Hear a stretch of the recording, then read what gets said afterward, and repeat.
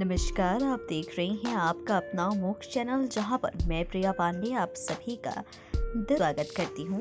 और आज के इस खास वीडियो में मैं लेकर हाजिर हुई हूं ब्राह्मण समाज के उत्पत्ति से और उनके इतिहास से जुड़ी कुछ रोचक बातों को लेकर। दोस्तों, क्या आप जानते हैं कि ब्राह्मण समुदाय या ब्राह्मण जो समाज है उनकी शुरुआत कैसी हुई, उसका इतिहास कैसा रहा है, ब्राह्मणों की उत्पत्ति आखिरकार हुई कैसी है।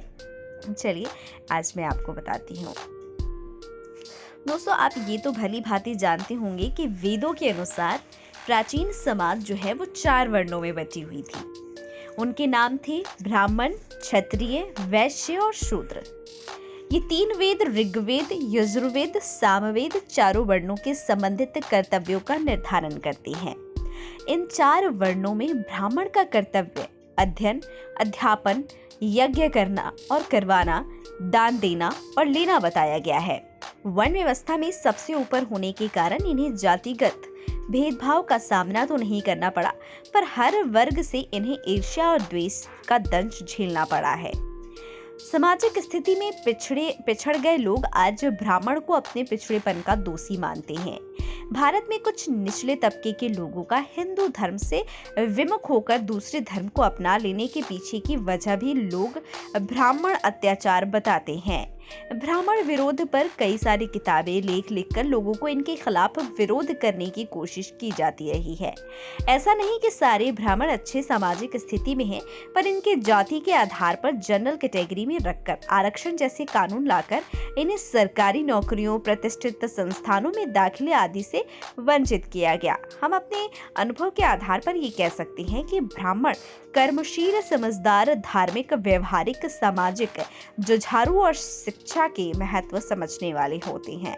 आज कोई भी आदमी ब्राह्मण आचरण अपनाकर सफलता का इतिहास लिख सकता है। ब्राह्मण विरोध न कर अगर हम अपने दैनिक क्रियाकलापों, उनके आदतों को अपनाएं तो आज हम भी एक अच्छी सामाजिक स्थिति में पहुंच सकते हैं। तो चलिए अब जानते हैं ब्राह्मणों के इतिहास के बारे में। आपको बता दें कि ब्राह्मण और ब्राह्मण ये दोनों अलग अलग चीजें हैं। जब हम जाति व्यवस्था की बात करते हैं तो हम ब्राह्मणी की बात कर रहे होते हैं, ना कि ब्राह्मण की। हालांकि हिंदी भाषा में ब्राह्मण और ब्राह्मण दोनों को ब्राह्मण ही लिखा जाता है। दोस्तों, भारतीय जनसंख्या में ब्राह्मणों का 10% है। तथापि धर्म, संस्कृति, कला तथा शिक्षा के क्षेत्र में देश की आजादी और भारत राजनीति में महान योगदान रहता आया है। दोस्तों, सामान्य श्रेणी में जाति राज्य पर निर्भर है। उस समय राज्य पर निर्भर करता है जिसमें आप रहते हैं। स्मृति पुराण में ब्राह्मण के 8 भेदों का वर्णन मिलता है। मात्र ब्राह्मण, श्रोत्रिय, अनुचान, भ्रूण, ऋषि, कल्प, ऋषि और मुनि। ब्राह्मणों के सरनेम और विधि विधान में अंतर दिखता है। जबकि ब्राह्मण मूल रूप से एक हैं, फिर सहज सवाल उठता है कि उनके सरनेम अलग क्यों हैं। ब्राह्मणों के उपनाम कई आधारों पर है। ब्राह्मणों के कई सारे प्रकार हैं। तो कैसे हैं इनके प्रकार, कैसे हुई इन प्रकारों की उत्पत्ति, चलिए इस पर भी बात करते हैं। ईश्वर ने सृष्टि की रक्षा के लिए अपने मुख, भुजा और जंघा और चरणों से क्रमशः ब्राह्मण, क्षत्रिय, वैश्य तथा शूद्र इन 4 वर्णों को उत्पन्न किया और उनके लिए अलग अलग कर्मों का निर्धारण भी किया। ब्राह्मणों के लिए पढ़ना, पढ़ाना, यज्ञ करना, यज्ञ कराना और दान देना और दान लेना बताया गया है। पुरुष देह में नाभि से ऊपर का भाग अत्यंत पवित्र माना गया है। उसमें भी मुख प्रधान है। ब्राह्मण ब्रह्मा के मुख से उत्पन्न हुआ है, इसीलिए ब्राह्मण सबसे उत्तम है। वह वेद की वाणी है। ब्रह्मा जी ने बहुत काल तक तपस्या करके सबसे पहले देवता और पितरों को लाभ पहुंचाने के लिए और संपूर्ण संसार की रक्षा करने हेतु ब्राह्मणों को उत्पन्न किया। शीर्ष भाग से उत्पन्न होने और वेद को धारण करने के कारण संपूर्ण संसार का स्वामी ब्राह्मण ही है। जिससे ब्राह्मण के शास्त्रों में निर्दिष्ट गर्भाधान, पुंसवन आदि 48 संस्कार विधि पूर्वक हुए हो, वही ब्राह्मण लोक और ब्राह्मवत तत्व को प्राप्त करता है। वही असली ब्राह्मण है। संस्कार ही ब्राह्मण तत्व प्राप्ति का मुख्य कारण है। भविष्य पुराण के अनुसार ब्राह्मणों का इतिहास है। प्राचीन काल में महर्षि कश्यप के पुत्र कणव की आर्यावनी नाम की देव कन्या पत्नी हुई।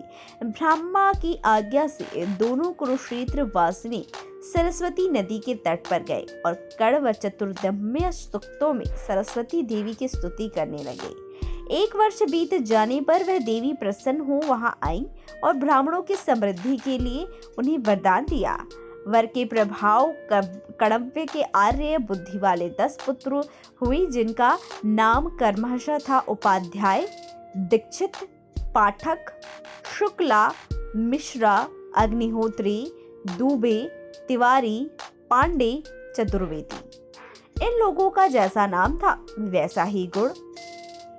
इन लोगों ने नतमस्तक हो सरस्वती देवी को प्रसन्न किया। 12 वर्ष की अवस्था वाले उन लोगों को भक्त वत्सला शारदा देवी ने अपनी कन्याएं प्रदान की।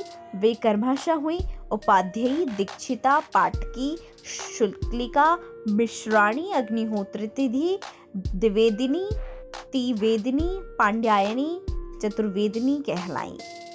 अब बात की जाए ब्राह्मणों के गोत्र की।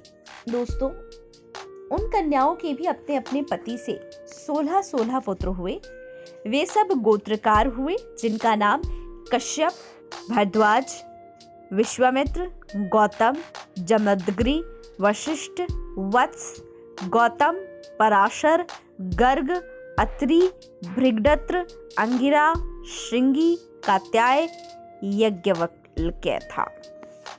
दोस्तों, आशा करती हूँ हमारी आज के इस खास वीडियो में आपको महत्वपूर्ण जानकारी मिली होगी कि ब्राह्मणों की उत्पत्ति कैसे हुई और किन कारणों से ब्राह्मणों को ब्रह्मा का उपाधि दिया जाता है, और ब्राह्मणों के नाम से जुड़े, गोत्र से जुड़ी भी प्रमुख जानकारियां हमने आप तक पहुंचाई।